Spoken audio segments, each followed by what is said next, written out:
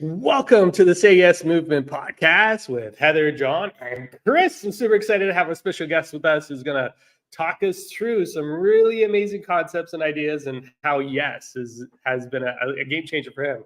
The Say Yes Movement podcast is about helping you change your personal, professional life and helping you say yes to all the scary stuff. Well, welcome to the show. Thank you. Thank you. I want to do an introduction because Chris is such an amazing guest, John. And Chris is the founder and CEO of Dot Fusion, which is a world-class website, apps, and digital experience. They build really cool stuff, let me tell you. But that's not all. Chris is also the co-host of a podcast himself. It's a tech talk show called Connect the Dots. And what I can tell you also is he is an avid sailor and says yes to adventure in every aspect of his life. Chris, welcome to our Say Yes Movement podcast show. We're so excited to have you here. Awesome. Thanks a lot. And by the way, that is one cool intro. So I love the music and the setup there is really awesome. Thanks for having me.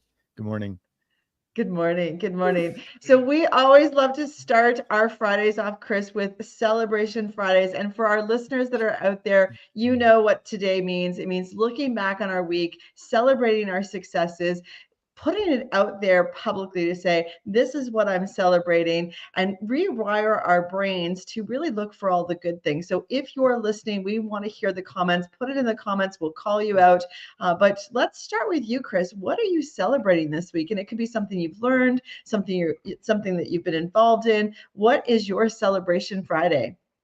Yeah, I think maybe there's like a lucky Friday going on because there's a couple things. It is Lunar New Year coming up, and a lot of my pals are in heavy celebration mode. So just a reflection on the year that's gone by in general. I think for me, and maybe something that I should celebrate more is the team around me. When in my work, I rely on a crew of designers and developers to create things, and I'm really appreciative of the folks that kind of gather around and champion projects. So my team is worthy of like epic celebration. So thank you, gang. Oh, I love it. And Chris, your team is worldwide, right? You are not in one location. Yeah. We have some amazing folks spread across Canada and in and around Phnom Penh in Cambodia as well, where we put a lot of our heart and mind in developing the team there, and just super supported all over. Oh, I love that. I love that. John, what are you celebrating this week? Yeah, no, listen, Chris, I love that. Celebrating team and celebrating the people around you. You know what? I'm going to do that too. I'm going to celebrate the people that I've encountered this week and reconnected with people I haven't met with in a long time. The one thing I realized over the last 2.5 years is how disconnected I've come. I've been with people, and, it's just been a great reminder to just build on those relationships that sometimes have fallen to the side, and to pick them back up and just reconnect and just pop in and say hi and do those check-ins, right? So I'm celebrating that and just connecting with the people around me. It's been beautiful. It's I love it. What about you, Heather? What are you celebrating this week? Thanks, John. I am celebrating a decision that I made way long ago, and I've talked about it on the podcast a few times, but that decision was to wake up every day and remember that today is the day I'm going to positively impact 5 people. And that's a non-negotiable for me, but I'll tell you that 5 people has been multiplied this week to a lot more than 5. And I'm just really honored and taken back by the beauty of telling that story to people, sharing it on a stage and saying, you can do this too. So for everyone out there listening who has adopted the same philosophy of, let me positively impact even just one person today, I want to thank you, because the stories are coming back to me and they are incredible to hear. So I celebrate each of you that took that action, but I also celebrate, the younger version of me that made that decision many years ago to simplify my life and just say, all right, what does accomplished feel like and how do I do it? And it's making sure that I'm positively impacting as many people as possible. Yeah, no, Heather, I love that. And that's, sorry, go ahead, Chris. Oh, sorry there. I was just going to mention, I'm getting my calculator out because I think, Heather, I met you maybe 4 or 5 years ago. And that's one of the first things that you said when we met, is that your whole mission is to positively impact I think 5 people a day. And I'm Okay. glad you said, well, that's a lot of people. I haven't. I need to pull the calculator out, but the multiplier formula, I need to figure that out on how it all works. Yeah, Because super Yeah. cool. if everyone does even just one person, like just think of that ripple effect, and that's the beauty of these simple things that we can do to activate ourselves. So I celebrate the three of us. And Chris, I also want to celebrate, we met many years ago at a corporate connections event, which is a mastermind group that we both belong to. But since then, I've gotten to know you as a person, and you are one cool dude. Let me tell you, I love the adventure. I love the spirit. And I actually want to know more about you, but from an angle of what are some of the things that you've said yes to that scared you? Because you don't always show up as being scared, but you did it anyways. And what our audience would love to learn from you. So I've thought about this a little bit. There's been a number of scenes and situations in my life that required some heavy duty yes or no's. I definitely have a yes bias. But I was thinking the most impactful yes decision was made when I was in my early 20s. And I was tracking towards being a great restaurateur. And I had a real penchant for the front of the house. And I really loved the art of the maitre d'. And as a younger person in my teenage years, I really fell in love with restaurants. And I was kind of tracking my way from Owen Sound to London, Ontario, and I wound up in Toronto, and I was working at a bunch of fancy places. And it was a real pivotal moment where I had kind of earned my stripes in the it was the old school brigade style restaurant days, where it was, military style, and, a lot of stress and anxiety that you really couldn't present out there on the floor in the middle of kind of a fine dining experience. But I had run into someone at the restaurant actually who was just kind of passing through while her husband was finishing some degrees in medicine, and they were going to open up a clinic in Southern California as well as a nonprofit, and they needed some help, just general help to try and get this nonprofit on the ground. And we had become friends, and we were working together in this restaurant place. And the opportunity came up to put all of my restaurant dreams aside and throw myself into a hockey bag and move to Southern California to help start this nonprofit, which I had no skills or expertise at doing, but I had some friends that believed in my capability to figure it out, to let kind of enthusiasm and optimism kind of prevail over kind of the unknown, I guess. And I remember having a chat with the owner of the restaurants. It was actually Franco Prevedello, who was one of Canada's great restaurateurs. And we had a chat, and I was saying, you've really kind of taken me under your wing and helped me progress in this restaurant scene. But I've got this opportunity to go to California and try something, completely different, but I have a really strong feeling about it. I actually didn't even know where I wound up in Laguna Beach. I didn't know where that was on the map. And I remember him saying to me, like, you just got to go and follow your gut. And I also had an open invitation to come back, which was nice. But that was my biggest decision that impacted my life the most, because that led to me having experiences with other organizations. That was the dawn of kind of digital stuff. And I kind of fell into some digital opportunities there, and actually was the foundation of the business that I still have and run today. So that was a real whopper, but it was complete pack things up, whatever you can fit in a bag, get on plane, wind up somewhere, live in a unknown situation and kind of figure it out. And maybe one of the other great effects of that yes decision was giving me the confidence to really trust kind of my gut and what I what I feel is right, as opposed to having a master plan. It's more like having some guiding stars where all the little decisions are leading to this kind of invisible endpoint that doesn't have to be so clearly defined. Mm.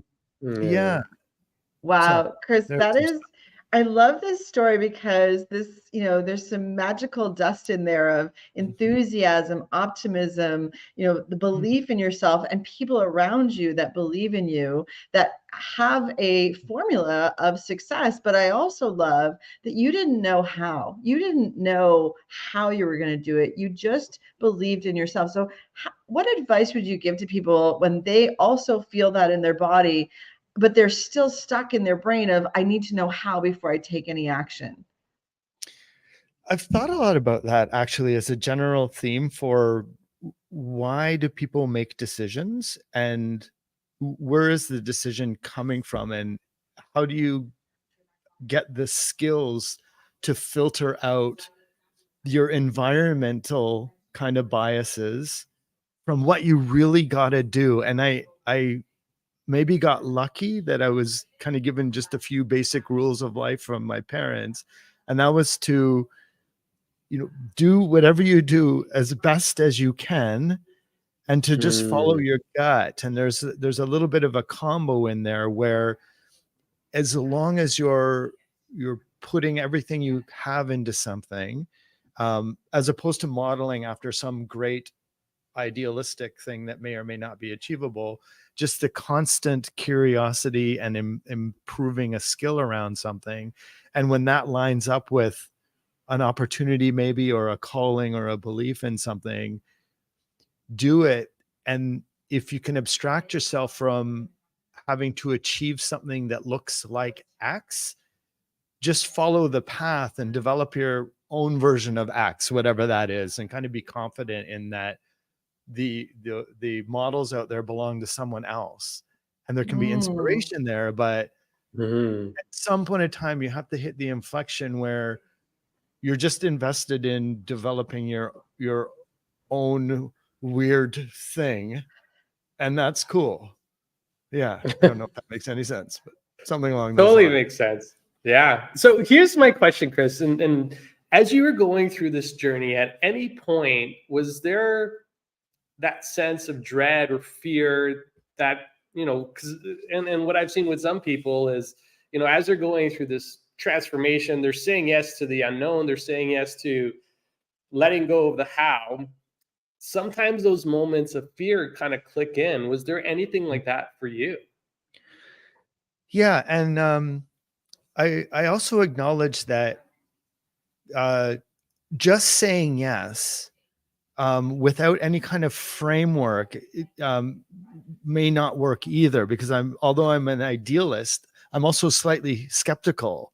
So I kind of merge those things together. So there's a little bit of data that's kind of supporting decisions. And one concept around that is, if I just use this as an example that we've been talking about. So when I made this decision to go to California, there was a 3-year kind of time frame around it. And it was like, that's enough time to get through the wanting to give up, go home, change your mind. But it's also enough to know that maybe that wasn't the right decision. And the value of that decision was just all the lessons learned in going down the wrong road to make going down the next one a little bit more smooth. But definitely, like, I miss being in a restaurant so much. I somehow wound up getting, like, I was not legally able to work in a restaurant at the time, but I wound up getting a job at a fancy restaurant because I just missed the culture and the vibe. And it was like, it was so committed to that. So it was hard to change directions, but there was lots of like, I want to go home moments, miss my gang, but when you have a little bit of a waypoint ahead of you to get to, okay, that's when you change your mind. So you have to have form discipline and get through it. Yeah. Yeah. No, and I love that because, sorry, go ahead, Heather. No, you're good, John. Yeah, I forgot what I was going to talk about now.